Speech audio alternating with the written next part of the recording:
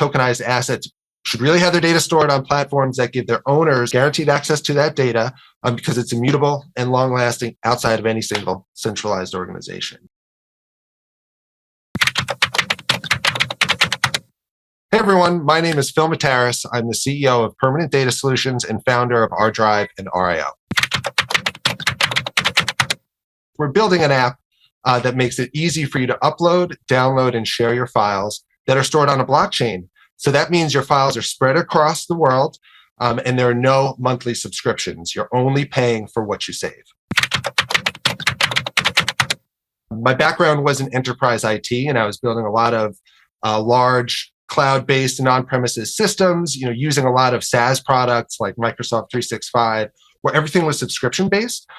So when I saw ArWeave and the fact that it was kind of pay once, store forever, and there were no subscriptions, that really, that model drew me towards it. I picked up the technology, I started mining it, became more involved with the community, and then I learned about the incentive mechanisms, and that's what really hooked me, because it's that incentive mechanism that guarantees your storage for that really long period of time, 200 plus years. One, it's not all about finance. I know that's how cryptocurrencies first began their evolution from a financial perspective. That wasn't what drew me to the power of decentralized networks.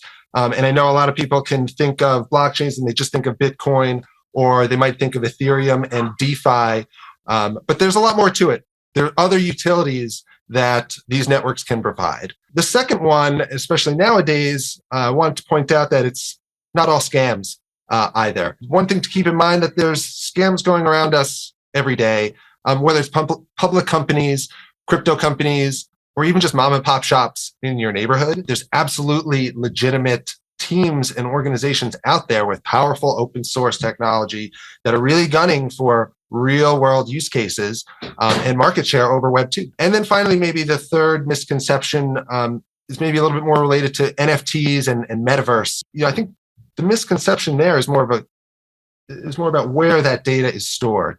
A lot of people assume that because it's an NFT, I have ownership over this thing and it'll last forever. And that's true of the ownership. But a lot of times the data that these NFTs reference, figure that's the picture or the piece of music or whatever, the armor in the metaverse, that data also needs to be stored in a place that is really long lasting, in a place that doesn't make demands on its owner to continue paying for the upkeep of that data. So, if you're buying an NFT that's just stored in a team server or in some centralized cloud service, is it really much different than just buying, points in an MMO to buy some armor there that you can only use in that app without the resiliency and the censorship resistancy of a decentralized network?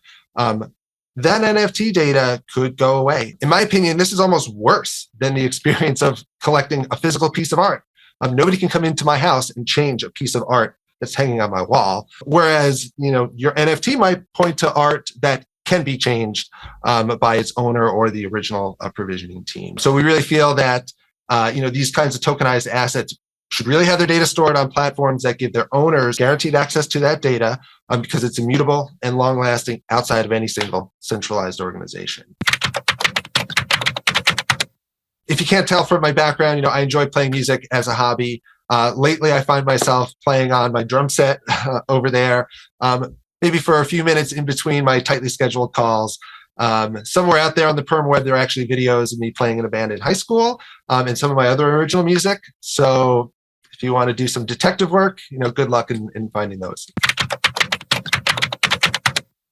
I think as the community might know, in early 2022, we partnered with the ArWeave team to take over the operations of arweave.net, the main community gateway in the ArWeave ecosystem. And that has been a great experience for us. And we're actually looking at exploring producing a similar service for other customers looking to have a gateway and that connection into ArWeave. And then maybe the other thing that's, maybe not known about the core team, but we're completely remote. We're spread across most of the United States, Canada, South America. And we really take pride over our work-life balance. Ever since I met them in early 2022, they've given nothing but passion for our products and our protocols.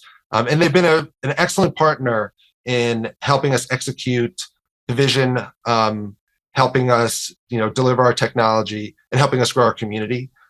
Financing aside, Sino has been incredibly valuable in networking us to other teams and projects in the space.